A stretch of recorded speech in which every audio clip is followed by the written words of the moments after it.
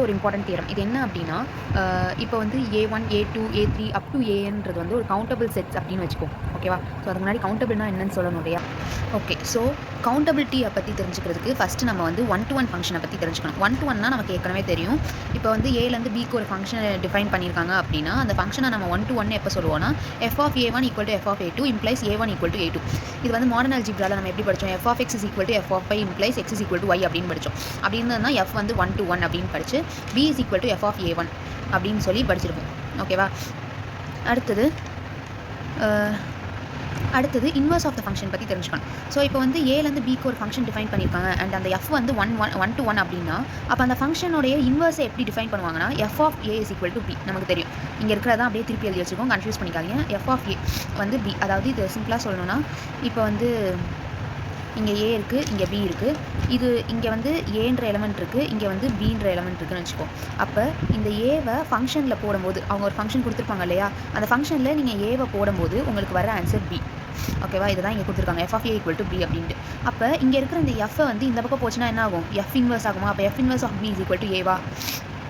ஓகேவா? இதை தான் வந்து என்ன சொல்கிறாங்க அப்படின்னா இன்வர்ஸ் அப்படின்னு சொல்கிறாங்க, ஃபங்க்ஷனுடைய இன்வர்ஸ். ஓகேவா? f inverse of b = a.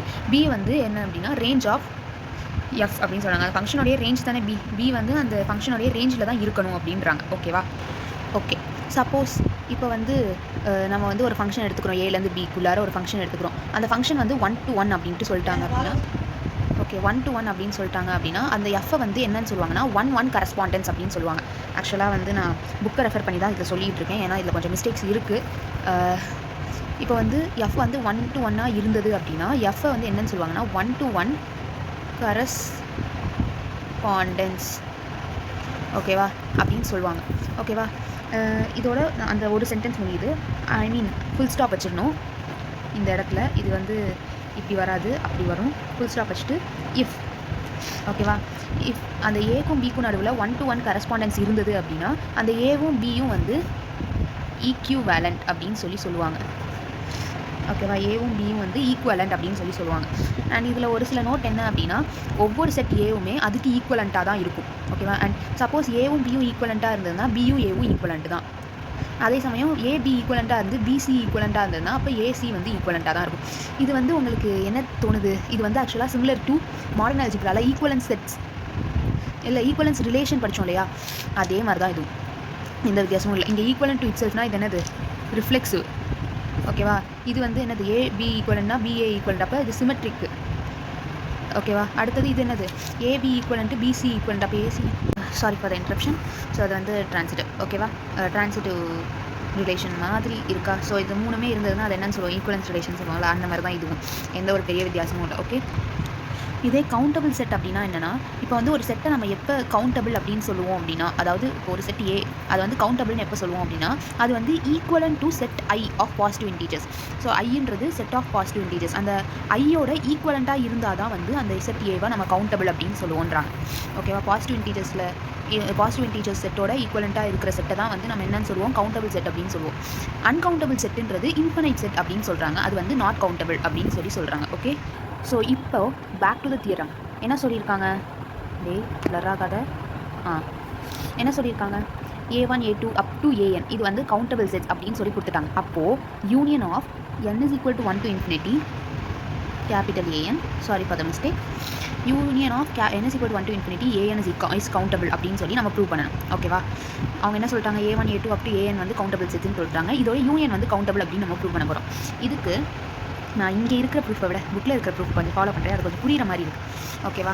இப்போ A1 நம்ம எப்படி எழுதுவோம் அப்படின்னா, நம்ம இப்போ எழுத போகிற எலமெண்ட்டெல்லாம் எந்த ஃபார்மேட்டில் எழுத போகிறோம் அப்படின்னா AKJ. ஓகேவா? இந்த ஃபார்மேட்டில் தான் வந்து இப்போ எலமெண்ட்ஸ் எழுத போகிறோம். ஓகேவா? இப்போ வந்து A1 அப்படின்ற செட்டை நம்ம எப்படி எழுதுவோம்னா, இந்த ஜே இருக்கு இல்லையா, ஜேக்கு பதிலாக 1 வர மாதிரி எழுதணும். கேக்கு பதிலாக 1 2 3 அப்படின்னு போய்கிட்டே இருக்கும். அப்போ A11, A21, A31, அப்படின்னு போய்கிட்டே இருக்கும். இது A1 செட். ஓகேவா? அடுத்தது A2க்கு இதே மாதிரி A12, A22, A32, up to போய்கிட்டே இருக்கும். அதே மாதிரி A3க்கு என்னது? A13, A23, A33, அப்படியே போயிட்டுருக்கும். ஓகேவா? ஸோ இப்படி தான் இருக்கும். ஓகேவா? A1 A2 A3ன்ற செட்டெல்லாம் இப்படி தான் இருக்கும். அப்போது ஏ இந்த செட் இருக்கு, இந்த எலமெண்ட் சொல்லியிருக்கேன் ஏ கே ஜே. இந்த எலமெண்ட் வந்து kth element of set J. ஓகேவா? இது ஆக்சுவலாக என்ன, இங்கே இருக்கிற நம்பர் தான், இங்கே இருக்கிற நம்பர் என்னது, இங்கே இருக்கிற நம்பரா? அப்போது ஏ ஜேன்ற செட்டில் கேத்து எலமெண்ட் தான் என்னது, இந்த எலமெண்ட் அப்படின்னு சொல்கிறாங்க. ஓகேவா? இப்போது இந்த எலமெண்ட்டோடைய ஹைட் என்னன்னு சொல்கிறாங்க அப்படின்னா ஜே ப்ளஸ் கே. ஓகேவா? இந்த எலமெண்ட்டோடைய ஹைட் என்னன்னா ஜே ப்ளஸ் கே. சரியா? அதை தான் இங்கே கொடுத்துருக்கோம். Define the height of AKJ to be J plus K. அப்போது இப்போ என்ன சொல்கிறாங்க அப்படின்னா எண்ணுறாங்க, ஹைட்டை எண்ணி பார்க்குறாங்க. பாசிட்டிவ் இன்டீஜர்ஸோட ஈக்குவலண்ட்டாக இருந்தால் தானே அது கவுண்டபிள்னு சொல்லுவோம். அப்போ என்ன பண்ணுறாங்க, இங்கே 1 வராது, ஏன்னா இதுலேயும் நம்ம 0 போட மாட்டோம். ஸோ 1 வராது. அப்போது ஹைட் வந்து 2லேருந்து ஆரம்பிக்கிறாங்க. 2னா என்ன இருக்குது, A11 ஹைட் என்ன, இந்த 1 ஆட் பண்ணணும். 1 ஆட் பண்ணால் 2வா? அப்போ இந்த A11ன்றது மட்டும்தான் ஹைட் 2ன்ற இருக்கிற ஒரே ஒரு எலமெண்ட். மற்றதுக்கெல்லாம் நீங்கள் ஆட் பண்ணினா என்ன வரும், இங்கே 3 வந்துடும், இங்கே 4 வந்துடும். இங்கே ஸ்டார்டிங்கே வந்து என்ன 3 4 5, இங்கே 4 5 6 அப்படின்னு போயிட்டே இருக்கும். ஸோ ஹைட் 2ன்னு இருக்கிற ஒரே எலமெண்ட் என்னது, A11 தான். அதே மாதிரி ஹைட் 3ன்னு இருக்கிற எலமெண்ட்னா அது A21ம் A12. ஓகேவா? இப்போ இதை வந்து என்ன, இதே மாதிரி ஹைட் 3ன்னு இருக்கிறது இந்த 3, ஹைட் 4ன்றது இது, ஹைட் 5ன்றது இது, ஹைட் 6ன்றது இப்படி போய்கிட்டே இருக்குமா? இது ஆக்சுவலாக என்ன ஆர்டரில் எழுதுறாங்க அப்படின்னா ஃபஸ்ட்டு கீழே உள்ள நம்பர் தான் பார்க்குறாங்க. ஓகேவா? கீழே உள்ள நம்பருக்கு தான் ஃபர்ஸ்ட் ப்ரிஃபரன்ஸ். அப்போது அவங்க ஃபஸ்ட்டு ஹைட் ஆர்டரில் எழுதும்போது, இந்த மாதிரி ஹைட் ஆர்டரில் எழுதும்போது எப்படி எழுதுறாங்க அப்படின்னா A11ல் ஆரம்பிக்கிறாங்க. ஆரம்பித்தோடனே இதுக்கு அடுத்து 1 பேஸில் இருக்கிற மாதிரி ஏதாவது நம்பர் இருக்கா, இது இருக்குது. அப்போது A11லேருந்து A12க்கு போகிறாங்க. இங்கே இதுக்கு அடுத்து பேஸில் 1 இருக்கிற மாதிரி இருக்குது. ஆனால் ஹைட் ஆர்டரை பொறுத்த வரைக்கும் அடுத்தது என்ன, ஹைட்டு 3ன்னு வரணும். இங்கே 3ன்னு வருதா, அப்போது இதுக்கு மூவ் ஆகும். ஓகேவா? இதுக்கு மூவ் ஆகிறோம். அடுத்தது ஹைட்டு 4, ஹைட் 3ன்னு ரெண்டுமே வந்துருச்சு. அடுத்து ஹைட் 4க்கு இங்கே வரும். ஹைட் 4ஆ, அடுத்து இங்கே ஹைட் 4ஆ, அப்புறம் இங்கே ஹைட் 4ஆ, இப்போ ஹைட் 5க்கு இங்கே, அதே மாதிரி இங்கே ஹைட் 5, அதே மாதிரி இப்படி எப்படி வரும், இப்படி போய்கிட்டே இருக்கும், ஜிக்ஸாகாக போய்கிட்டே இருக்கும்.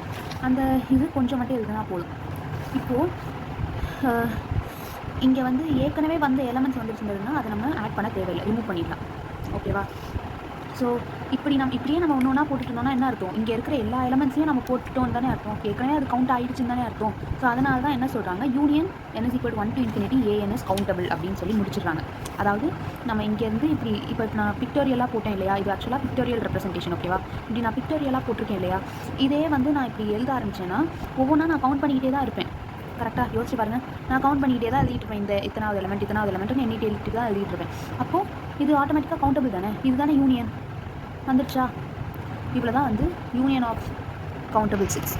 ஓகே.